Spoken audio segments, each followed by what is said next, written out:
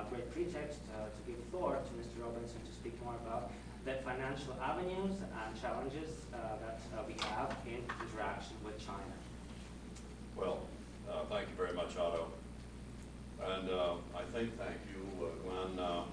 I'd rather be an appointed official at NSC, to be frank about it. But I'd like to start by just, of course, seconding Representative Bacon's remarks about the extraordinary nature of the Baltic states. I mean, the courage, tenacity, determination, moral compass, and values on display every day to resist, push back in every way possible against totalitarian police states, notably Russia and China.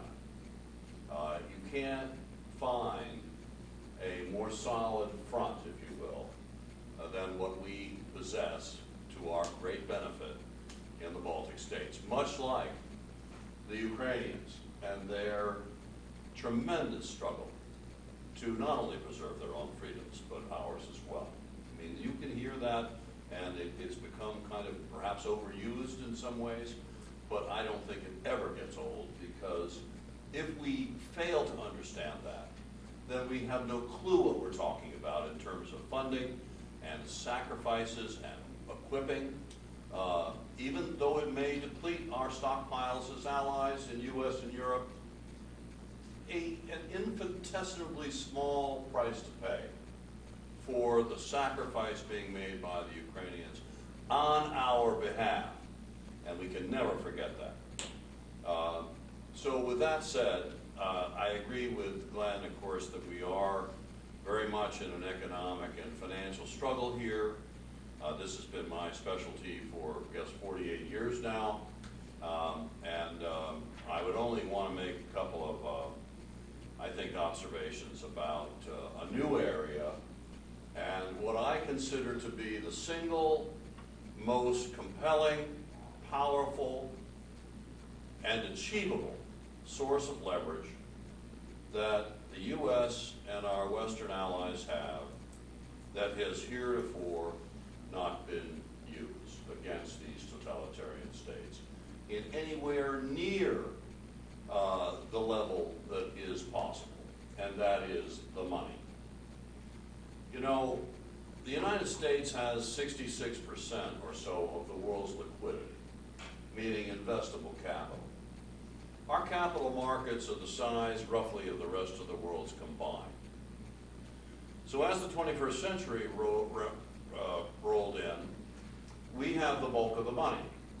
Just like once upon a time in the early 80s, we had a global monopoly on oil equipment and technology that was the only such equipment that could go through permafrost, courtesy of our development of North Slope, Alaska, and we used that monopoly to stop, delay by 3 years the first strand of the Siberian gas pipeline of the Soviets, and to kill the second strand, which is today Nord Stream 2. Kill it. It's not up yet, that's for sure. All these decades later, the Soviets, we have to remember, had total hard currency income of about $32 billion a year. 80% of it oil, gas, arms, and gold, 66% of it oil and gas, then and now. And we were able to put the life support, the clamps on the life support tubes that were keeping them a going concern. They were spending $16 billion more a year than they made. 100% of that deficit was financed by Western governments and banks. That's a fact. And you can imagine the face of President Reagan when I told him that for the first time.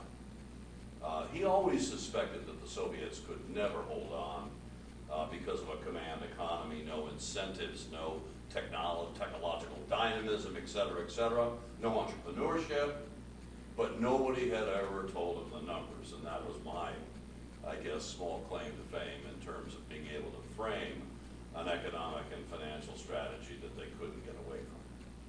And we did just kill their hard currency cash flow, We killed their external sources of financing.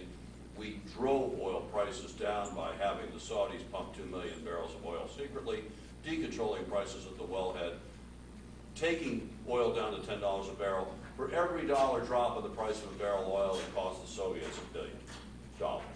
Okay? So that's a little quick rundown as to why there's not a Soviet Union today and why 300 million people went free without a shot fired. I don't think I've ever done it faster than that. So anyway, the point being, what have we then allowed to happen with the Chinese? Well, let's start with the fact that for the past 25 years, they've come to our capital markets for trillions of dollars, with a T. 3, 6, no one really knows the true number, because a lot of it's in passive investment funds, like index funds, exchange traded funds. It's a complicated business, but it's in the trillions, that's for sure. Again, think about it. And this is true of Europe too. American and European retail investors unwittingly transferring their hard-earned retirement dollars and euros, etc., to the coffers of the Chinese Communist Party. Full stop.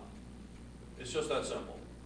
And who are the 5,000 companies, over 5,000 Chinese companies, in the portfolios of the American people today because of no diligence, no oversight, no regulatory framework, no SEC scrutiny, no action by the Treasury Department or the National Economic Council. Why? Because they're all revolving street, Wall Street types anyway, right? And they're all going to go back to jobs at BlackRock and Goldman, etc. So we got a fundamental problem there that's cost us. But the point being, I'll tell you, and again, these aren't opinions, these are empirical facts. These are Chinese companies that equip concentration camps like Hikvision. These are companies that engage in the trafficking in forced labor. These are the folks that built the surveillance state. And these are the types that are aiding and abetting genocide in Xinjiang and so forth. Not to mention, they're the ones that built and militarized the islands in the South China Sea. They're the ones building the 5 classes of submarine-launched ballistic missiles and nuclear submarines that China has under production today. We financed, and we can give you the stats on this, the last 2 aircraft carriers of China in the U.S. capital markets. The firm that did that hypersonic glide vehicle, it was funded in part out of the New York Stock Exchange. Now, it would be tragic, you know, if this was just a story. It's a lot worse when it's true. And today, there are Chinese companies in the Federal Thrift Savings Plan of our military, of our congressmen and women, of all executive branch officials, from the Joint Chiefs to the intelligence community. They're holding 35 Chinese companies in their portfolios today, all reporting to the CCP. Does anybody care? It's just an amazing situation. We came up finally with the Holding Foreign Companies Accountable Act, unanimously passed by the Senate and the House. But what's the real story there? They only looked at listed companies on NASDAQ, New York Stock Exchange. That's 260. What about the 900 in the over-the-counter market? What about the 4,000 A-share companies drawn directly from domestic Chinese exchanges? Now, this is a long, complicated tale, and I clearly don't have the time before I get the book from Olevs and Otto to shorten this thing or sign off, and hopefully we can talk a little bit about it in the Q's and A's. But technology security, terribly important. Trade, tariffs, big subject, important subject. Currency manipulation gets its fair share. You never hear anything about the money. You never hear anything about the money. Why? By design. Because it's the money that took down the Soviet Union. It's the money that's going to take down China, the Chinese Communist Party, to be precise. And that's what we need to be all about. When we're trying to advance human rights, when we're trying to penalize national security violations, let's go after those publicly traded Chinese companies. Let's go after the prestige that we're giving them to be listed on our exchanges, like some good housekeeping seal of approval for them to go around the world raising ever more money.